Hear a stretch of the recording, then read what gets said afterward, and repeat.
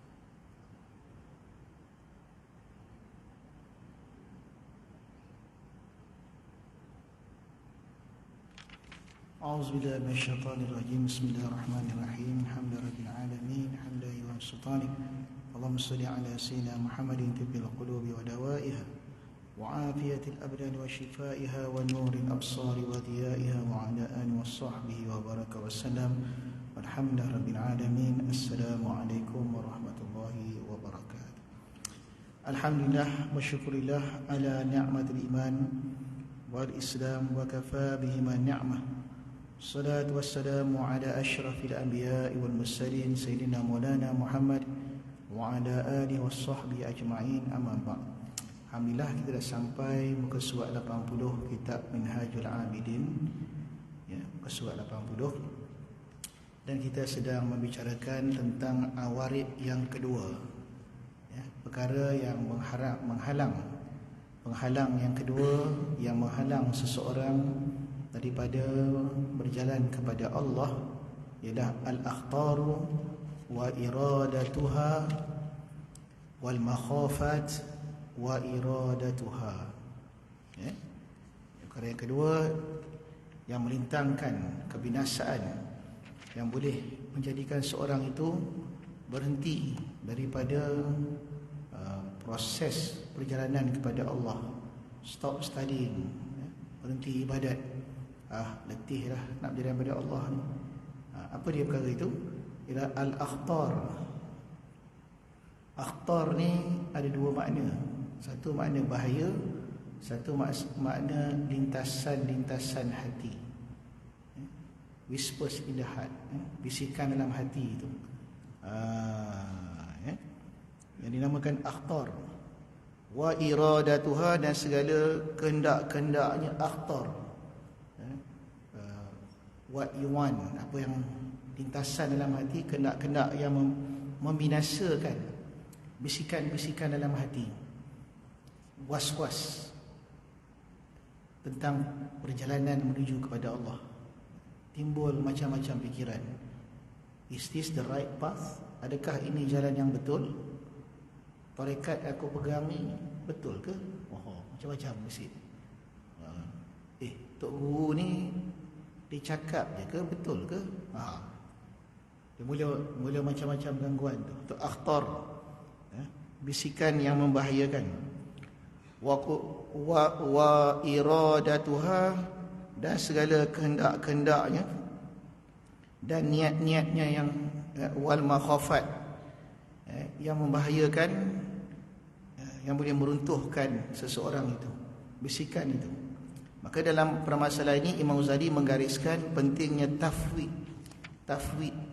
Kalau masalah rezeki, kita tawakal.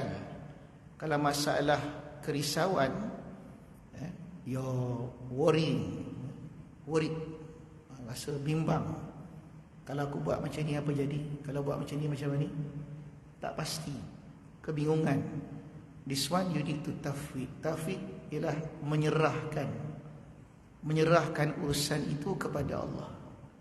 Instead of thinking, you surrender. Bukan fikir lagi, dah tak ada fikir. Fikir masalah tak selesai. Bila dalam keadaan fikir masalah tak selesai, kena tukar fikir jadi zikir. Fikir kena tukar jadi zikir. Kena sebut nama Allah banyak-banyak. Kena banyak sebut zikirullah. Lepas itu ufawwidu, serahkan urusan itu kepada Allah. Seperti mana dalam muka surat 80 dipetik satu ayat Al-Quran, Al-Quranul Karim,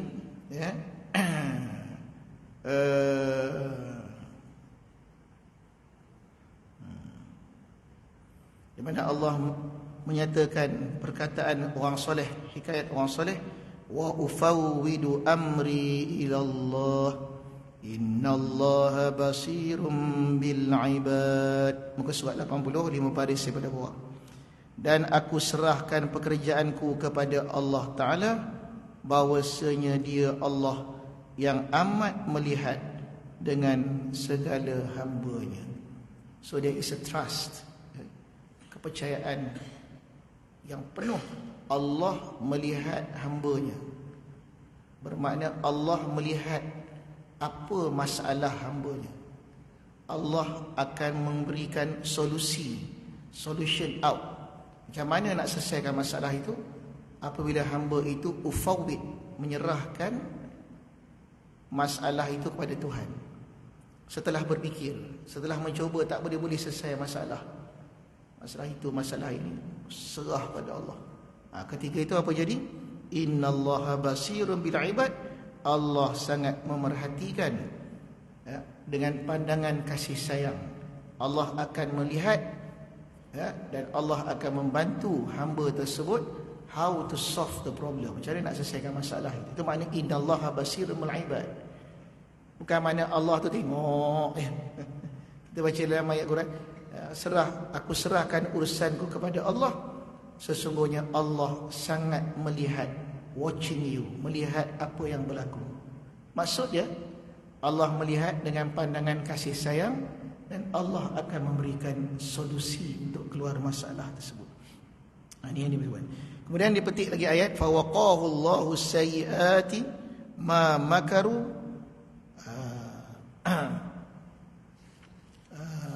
fawaqahu Allahu sayyiati ma makaru wa haqa bi ali fir'auna su'al adab.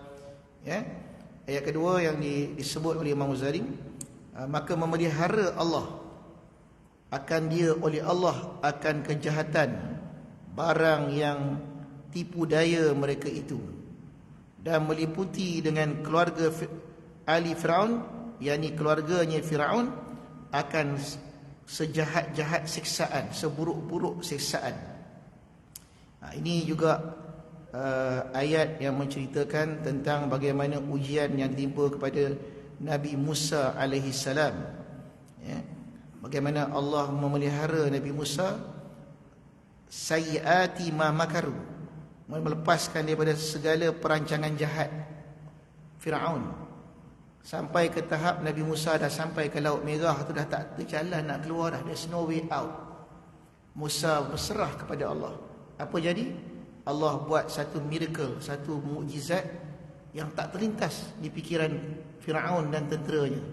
Tentera Firaun dah ramai, beratus ribu datang ni, Musa dah tak ada tempat nak lari. Begitu Musa berserah kepada Allah, Allah memberi jalan keluar dengan membelah laut. Masya Allah. Bila kita, ini satu pengajaran. Insan kalau sudah betul-betul berserah kepada Allah, Allah akan memberikan solusi di luar kotak fikiran. Things that you never imagine. Tak terfikir masalah tu boleh selesai macam tu. Tapi kalau kita nak selesaikan masalah kita sendiri, if you want to solve your own problem by your own thinking, kadang-kadang tak selesai pun. Kadang-kadang penyelesaian kita tu tak baik pun, malah akan menyebabkan di sana masalah lain pula timbul. Sebab kita tak berserah kepada Allah. Kita nak menyelesaikan hanya dengan diri kita sendiri. Ini pengajian tasawuf. Ya, tasawuf mengajar bila nak selesai masalah, selesaikan dengan memohon pada Allah, dengan berserah kepada Allah. Jangan semata-mata bergantung pada ikhtiar diri sendiri. Tak selesai. Mesti bergantung pada Allah, mesti berserah kepada Allah. Ini yang diajar oleh Imam Ghazali rahimahullah ta'ala. Ya? Tengok ayat tu kata apa? Maka Allah memelihara kejahatan barang yang ditipu daya mereka itu. Mereka itu siapa? Ali Fir'aun, tentera Fir'aun. Wahaqa, dan telah menurunkan oleh Allah dengan keluarga Fir'aun itu akan su'al azab, sangat-sangat azab. Apa dia? Gharaq fid dunya wan nar fil akhirah. Tentera Fir'aun tenggelam dalam laut di dunia dan tenggelam dalam api dalam neraka. Allahu Akbar. 2 kali tenggelam. Tentera Firaun diazab oleh Allah. Soal azab tu ada 2. Dunia tenggelam dalam laut, ombak besar, tutup habis, mati semua. Dan di akhirat besok tenggelam dalam api neraka. Sebab apa? Tafwid. When you surrender yourself, miracle happen. Bila kita sudah mula berserah diri pada Allah, keajaiban berlaku. Cerita ni dikisah dalam Quran. Ustaz, nanti kalau kita kena ni, kita pergi laut terbelah ke? Itu ujian Nabi Musa. Ujian kita lain. Seperti mana Musa dilepaskan melalui terbelah laut, kita adalah caranya Allah lepaskan. Itu dah dahsyat. 600,000 orang lebih kurang pengikut Nabi Musa yang masih hidup ketika itu. Orang lelaki habis dah kena bunuh ramai dah. Tinggal perempuan yang ramai. Sebab tu syariat Nabi Musa, satu larang laki-laki boleh kahwin berapa banyak perempuan. Sebab laki dah tak ramai. Syariat Nabi Isa, satu laki satu perempuan. Syariat Nabi Muhammad sallallahu alaihi wasallam, pertengahan, 4 orang. Lebih tak ada. Nampak tak? Masya Allah.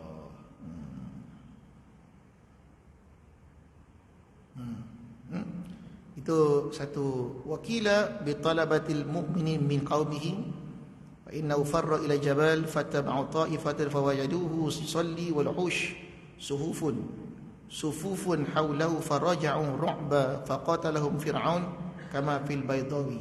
Jadi ayat ni juga ada satu lagi tafsir menceritakan bagaimana pengikut Nabi Musa dikejar oleh tentera Firaun. Kejar sampai naik kat gunung. Lepas tu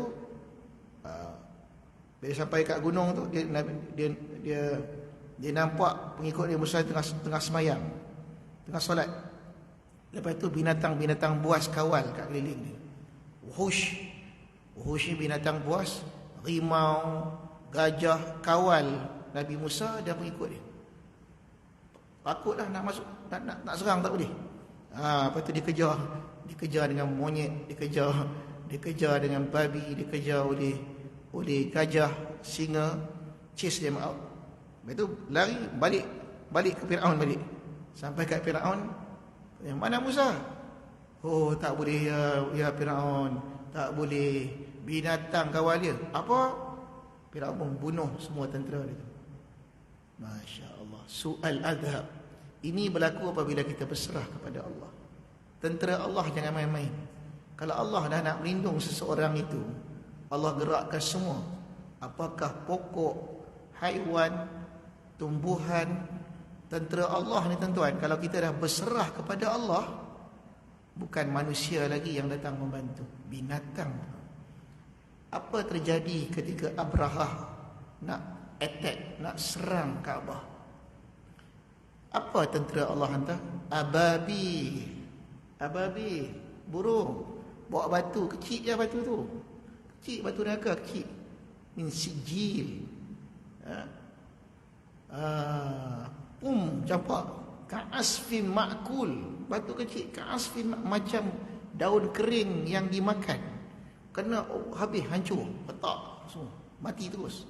Ini berlaku apabila tafwid, penyerahan penuh kepada Allah.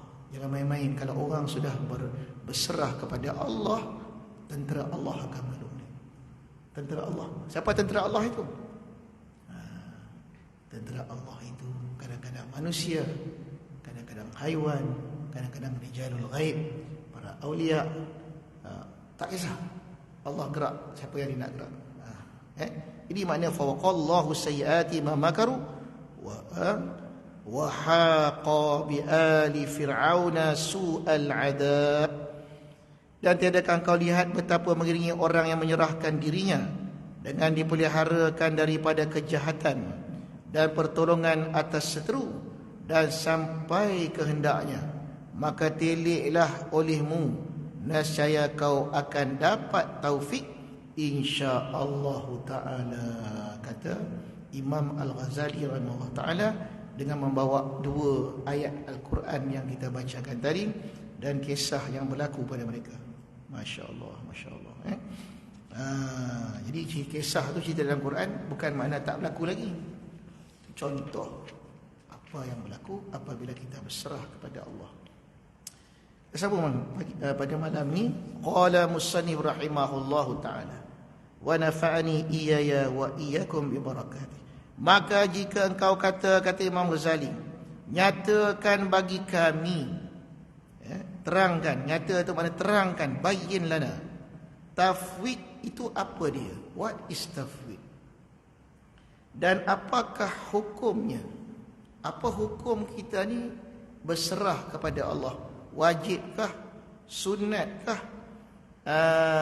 Haruskah? Apa hukum dia? Hukum berserah kepada Allah ni apa dia hukum dia?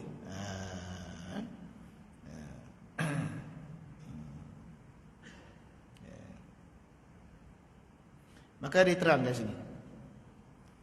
sini. Maka ketahui olehmu bahwasanya di sini ada dua fasal.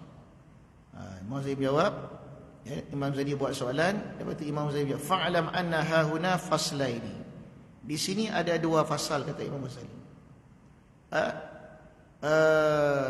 Dua bab, dua perkara. Yang pertama, dua fasal dengan keduanya nyata perkataannya, jelas. Bihima yattadihul kalam. Dengan dua fasal ni akan jelas, terang apa yang disoal tadi tu. Apa soalan tadi? Soalan tadi apa itu tafwid dan apa hukum tafwid. Imam Ghazali menjawab dengan dua fasal. Yang pertama, tempat tafwid dan hukumnya tafwid. Tempat tafwid, where do you suppose, where, kat mana? Tafwid tu nak buat kat mana? Bila? Yang kedua, apa hukumnya tafwid? Kedua, apa makna tafwid dan hadnya tafwid? Takrif tafwidnya apa dia? Dan lawan daripada tafwid apa? Lawan tafwid apa? Ini perkara yang kedua yang akan diterangkan dalam kitab ini. Apa makna tafwid dan apakah lawan daripada tafwid? Dijawab, adapun tempatnya itu tempat berserah, maka ketahui olehmu bahawasanya dikendakinya pada 3 tempat. Salasa, ada 3 tempat. Salah satu 3 tempat. 3 tempat kita kena berserah. Yang pertama, engkau ketahui dengan yakin bahawasanya perkara yang kau nak buat itu kebinasaan dan kejahatan. Yang pertama-tama apa dia? Benda yang kau nak lalui ini memang dah confirm akan merosakkan, confirm membahaya, confirm masalah. Macam imam yang berlaku pada Nabi Musa AS, dah tahu dah, kalau dia tak lepas dia akan dibunuh, kaumnya akan dibunuh. Pasti benda tu bahaya, bukan ragu-ragu, betul-betul tahu. Macam mana nak lepas? Misalnya dah tahu dah dia nak dibunuh, dah tahu dah dia akan ditembak, dah tahu dah syarikat dia akan ditipu. Macam mana nak buat? Ketika tu macam mana hukum berserah? Dan kejahatan yang tiada syak padanya, going to happen sekali-kali di dalam tubuh, seperti api, yang mesti nak berlaku. Albatah kanar, kata dia. Misalnya, dan seksa, dan pada segala perbuatan yang umpama kufur dan bid'ah dan maksiat. Memang dah tahu dah benda ni kalau tak selesai menjatuh pada kufur, membawa pada bid'ah, membawa pada maksiat. Ketika itu macam mana nak buat? Maka tidak ada jalan lain, maka tiada jalan kepada kehendak yang demikian itu. Ini kalau perkara macam ni benda kufur, takkan nak ikut. Tapi kalau kita tak ikut, masalah berlaku. Tapi benda ni kufur, macam mana nak buat?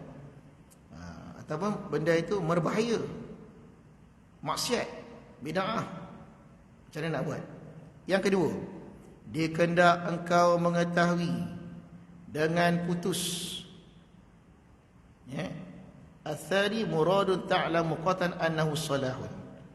Perkara yang kedua pula, engkau ketahui dengan putus bahawanya perkara itu baik, kebaikan, seperti syurga, seperti iman, seperti ahlus sunnah wal jamaah, dan umpama demikian itu.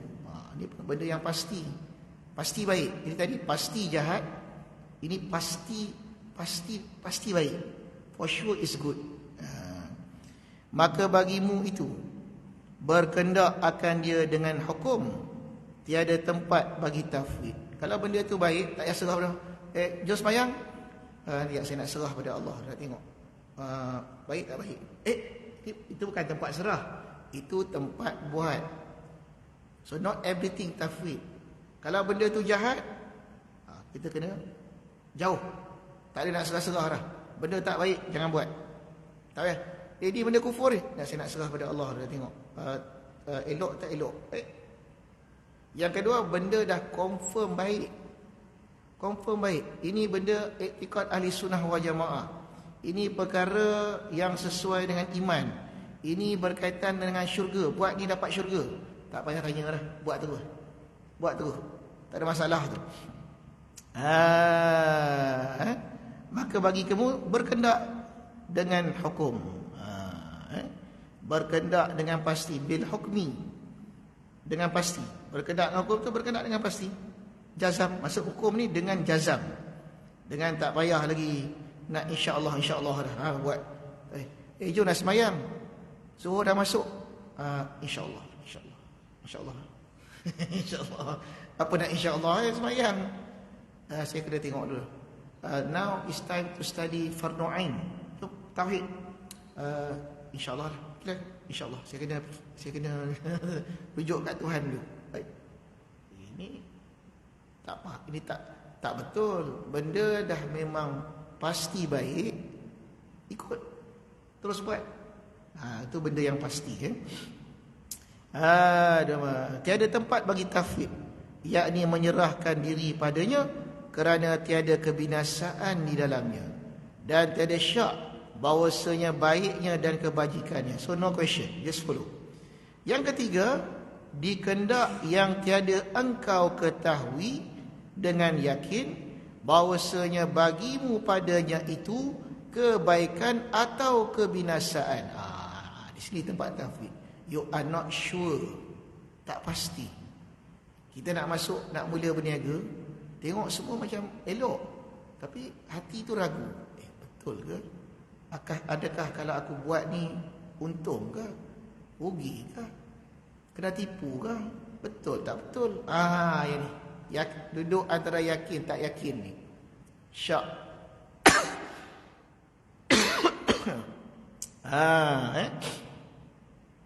Tak tahu benda ni baik ke, tak baik ke? Tak pasti, tak yakin. Umpama perkara-perkara sunat dan perkara yang mubah yang harus, maka inilah tempat tafwid. Maka tiada bagimu bahawa engkau kendak akan dia benda itu dengan putus, tetapi hendaklah engkau istisna. Apa itu istisna? Berserah pada Allah, insya-Allah, jika Allah berkehendak. Baru insya-Allah. Ni insya-Allah lah, saya tengok dululah, insya-Allah.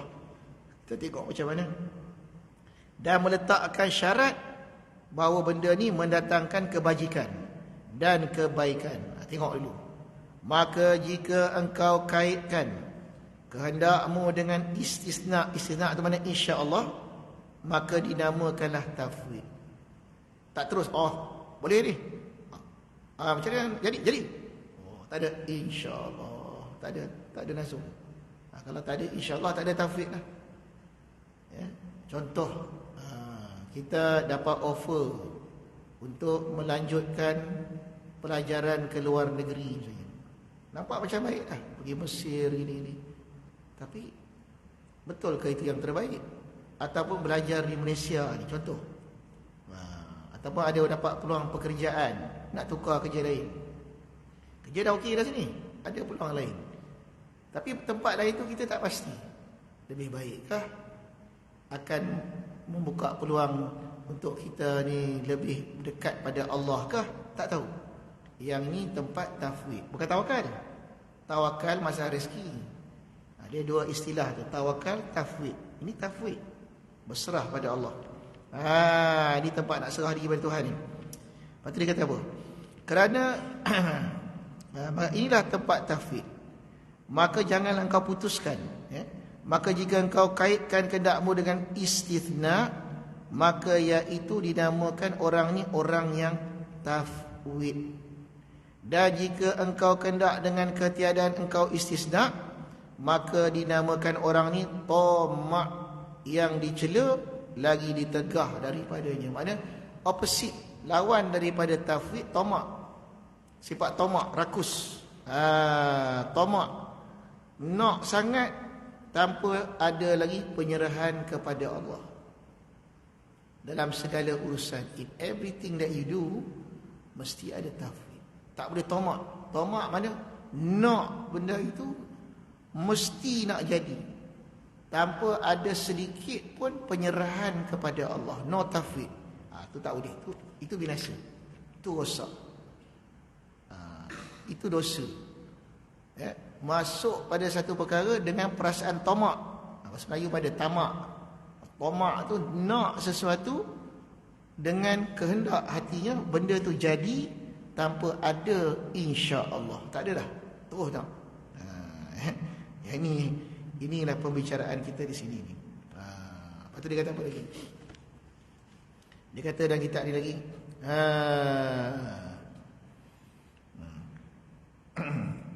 maka adalah tempat tafwid itu tiba-tiba ni kalau terjemah bahasa kita sekarang ni, jika begitu.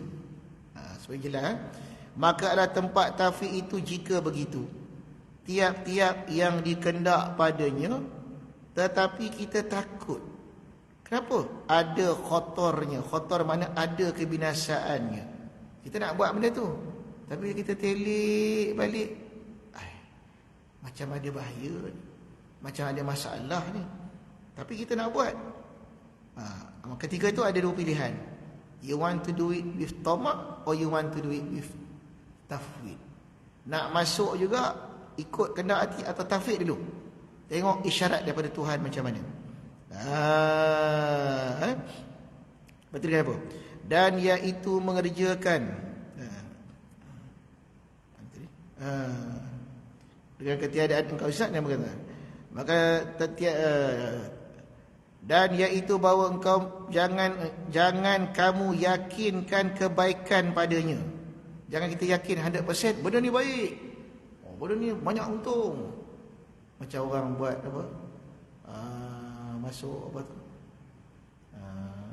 bisnes Bitcoin lah, bisnes apa tu, forex lah, untung ni belum, kita pun masuk. Lepas tu kena tipu. Tu benda tak pasti. Halal ni, satu tak kena cek halal tak halal. Okey, kalau katalah halal, tengok lagi ada tipu daya tak. Atau kalau kita tengok dalam bab fiqh, Imam Ahmad bin Hanbal, datang anak-anak murid beliau, Tuan Imam, karanglah kepada kami satu kitab tentang zuhud. Macam mana kita ni nak zuhud dengan dunia. Apa Imam Ahmad bin Hanbal buat? Dikarangnya kitab fiqh bab muamalat. Kata, Tuan Imam, kami tanya macam mana nak zuhud dengan dunia. Engkau bagi kami kitab macam mana sunnah-sunnah dalam muamalah, berniaga macam mana syaratnya, jual beli macam mana syaratnya. Kata Imam Ahmad bin Hanbal, macam mana kau nak zuhud, kau tak tahu mana yang haram, mana yang halal? Kau nak zuhud apa? Halal haram pun kau tak tahu lagi. Itu kata Imam Ghazali, kullu sufiyin fakihun wa laisa kullu fakihin sufiyan. Tiap-tiap orang yang sufi itu pasti fakih. Pasti dia fakih, dia tahu hukum. Tak boleh nak main tasawuf semua Allah ya. Orang punya pun dia punya juga, semua Allah. Wa laisa kullu fakihin sufiyan. Tidaklah tiap-tiap yang fakih itu sufi. Tapi tiap-tiap yang sufi dah pasti fakih. Tahu dia hukum agama tu, tahu batasan-batasan dia itu, kan? Baik, kita sambung sini. Jadi kata apa lagi? Maka dan adapun makna tafwid, maka berkata setengah guru-guru kami, makna tafwid apa? Meninggalkan ikhtiar kamu barang yang ada padanya makhluk, yakni ketakutan kepada Tuhan yang memilih lagi ia yang mentadbirkan bagi segala alam dengan memberi maslahat bagi segala makhluk. Ulang balik. Ini penting ni. Apa makna tafwid? Tarku ikhtiyari ma fihi mukhataratun ila al-mukhtar al-mudabbir al-alim bimaslahatil khalq la ilaha illa huwa. Ini takrif siapa ni? Takrif yang diambil daripada Sajistan Abi Muhammad Al-Sajzi. Al-Sajzi nama dia, yang buat takrif ni. Takrif pada tafwid. Apa dia tadi tu dia kata? Dia ulang balik. Tafwid itu tiap-tiap yang dikendak padanya ada takut, maksudnya ada bahaya. Lompat tadi. Dan ada pun makna tafwid itu, kata setengah guru kami, meninggalkan ikhtiar kamu. Jangan lagi berikhtiar. Jangan ikhtiar, jangan pilih. barang yang ada padanya.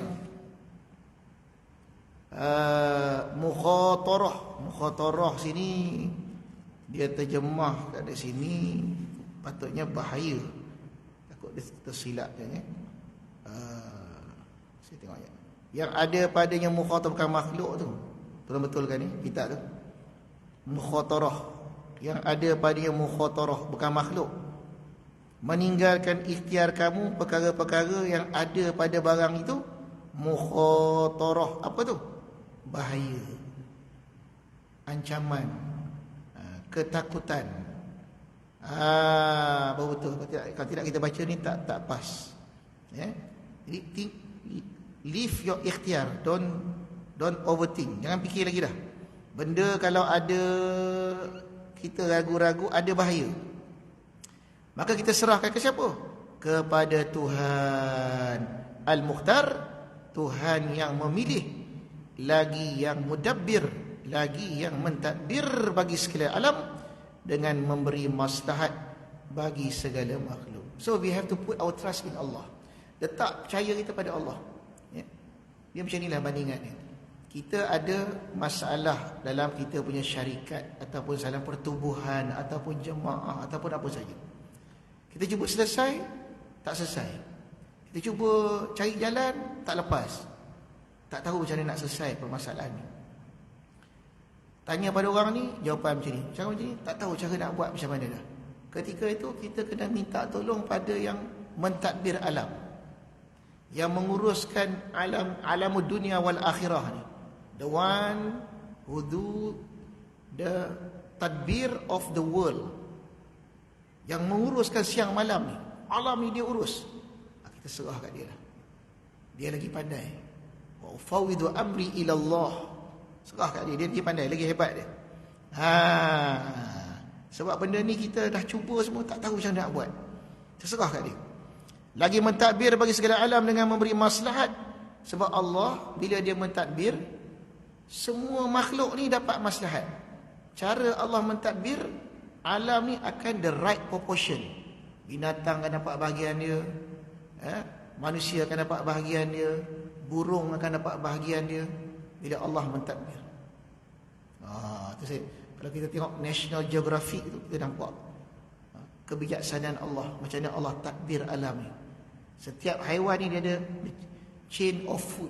Macam mana dia ni dapat makan, pokok ni untuk apa. Itu takdir Allah itu. Allah pandai Allah mentadbir tu. Cara macam mana segala makhluk ni ada makan, ada tempat tinggal, semua dia buat. Takkanlah masalah kita yang kecil ni dia tak boleh selesai. Takkan tak boleh selesai kot. Lepas tu dia kata kita ni, itulah takrif tafwid. Meninggalkan ikhtiar diri kamu padanya, yang ada pada masalah itu bahaya. Kau serahkan kepada Tuhan yang memilih terbaik, the one who choose, yang mentadbir alam dengan memberi maslahat bagi segala makhluk. Kita tak boleh. Kita punya cara terbatas. Our ways limited. Kita pergi pada yang unlimited, Allah. Dia akan bagi jalan yang tak disangka-sangka. Seperti mana kata Allah SWT, wa man yattaqillah yaj'al lahu makhrajan wa yarzuqhu min haitsu la yahtasib. Siapa yang bertakwa pada Allah, Allah akan bagi dia jalan keluar yang tak disangka-sangka. Ada jalan keluar. Nampak jalan tu. Orang ni tiba-tiba jalan keluar. Saya ingat cerita orang pergi Mekah. Banyak kisah. Dia nak cium Hajar Aswad, tapi orang duk ramai penuh ni. Lepas tu saya pun, Ustaz, saya berzikir pada Ya Allah, berilah aku peluang untuk aku cium Hajar Aswad ni. Tiba-tiba ada orang nampak jalan, lepang, dia pun jalan terus dapat cium Hajar Aswad. Biasalah kan. Itu contoh bila satu orang terberserah kepada Allah, jalan yang tak disangka-sangka tiba-tiba dapat apa yang dia nak tu. Contohlah. Banyak lagi perkara lain, ya. Dan lagi kata Syekh Muhammad Asyajri, dan iaitu maksud makna tafwid, meninggalkan ikhtiar engkau pada pekerjaan yang ada padanya mukhatarah, kepada Tuhan yang mukhtar, supaya dia memilih bagimu barang yang terlebih baik kebajikan bagimu.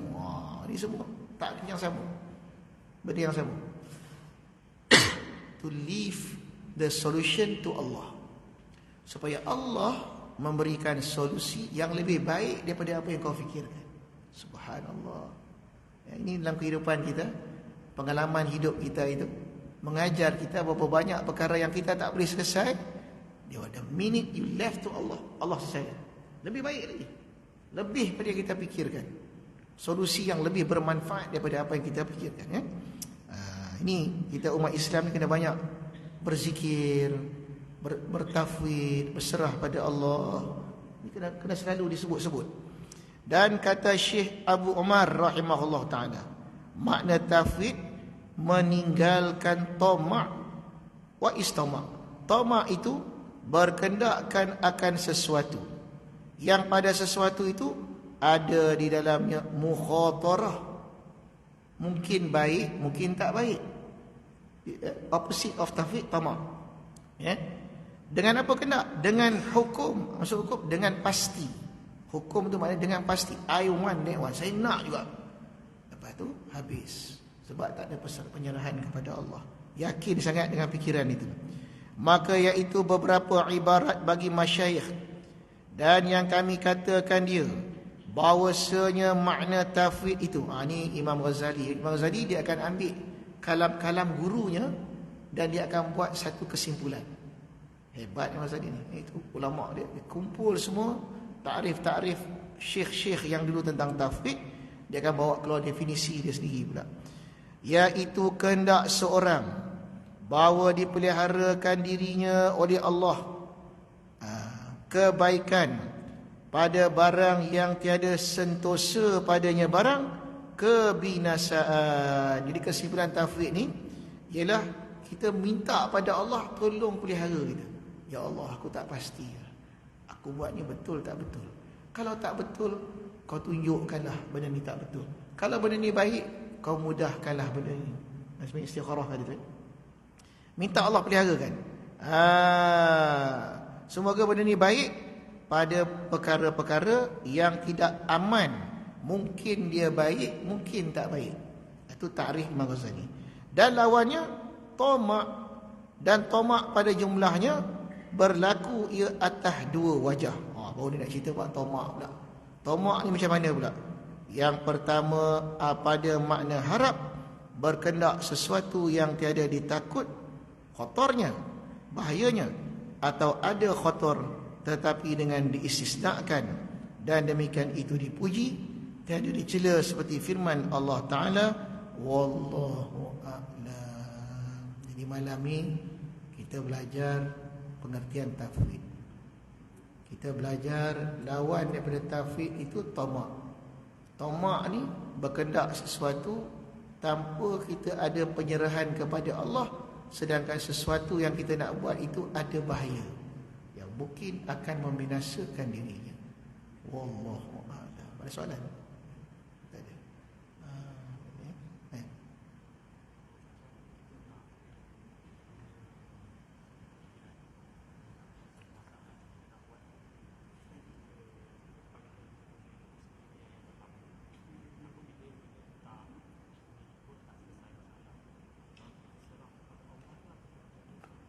Kita dah buat penyelesaian dia, dah cuba buat tapi tak selesai. Apa itu?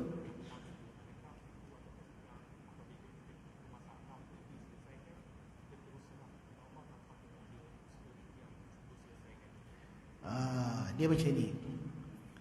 Ni persoalan ni sekarang ni, kita cuba selesai masalah tapi tak selesai. Lepas tu adakah kita ikhtiar lagi ke atau kita serah? Gitu. Dia macam ni.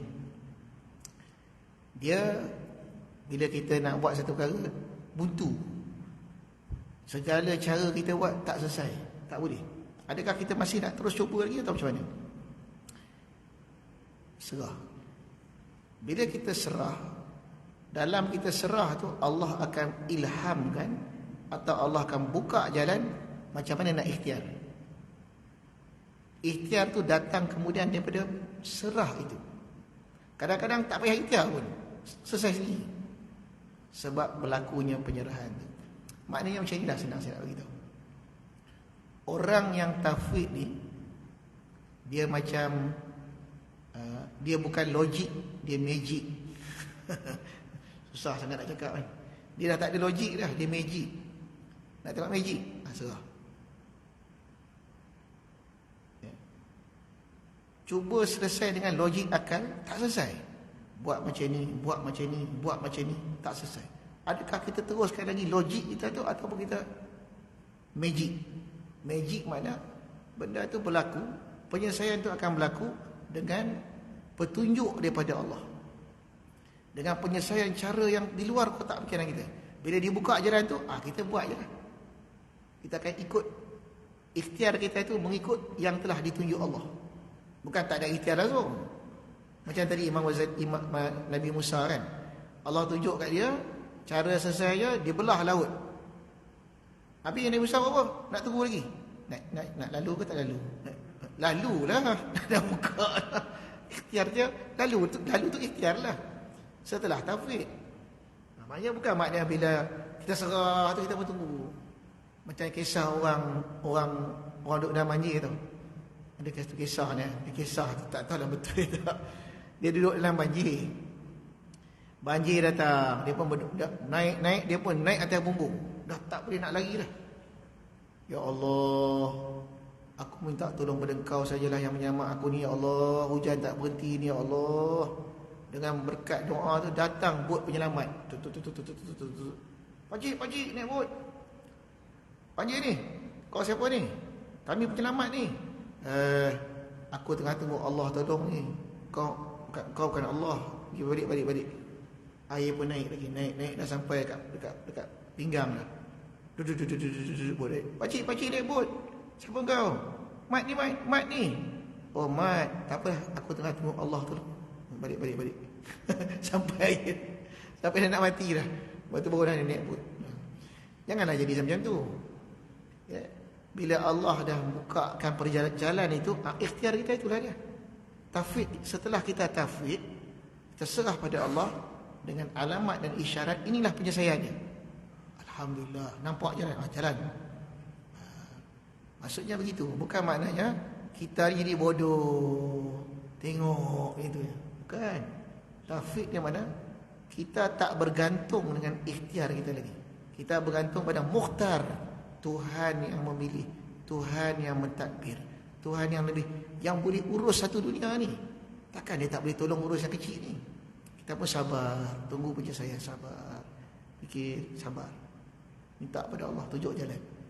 Kadang-kadang datang dalam bentuk ilham, kadang-kadang dalam bentuk pertolongan manusia, kadang-kadang diselesaikan dengan cara begini. Magic, bukan logik lagi. No more logik, magic. Agama ni bukan semua logik, tuan-tuan. Itu kata Sayyidina Ali rahimahullah karamallahu wajhah, kalaulah syariat ni semuanya logik, kenapakah apabila kita memakai khuf, kita sapu di atas, tak sapu di bawah?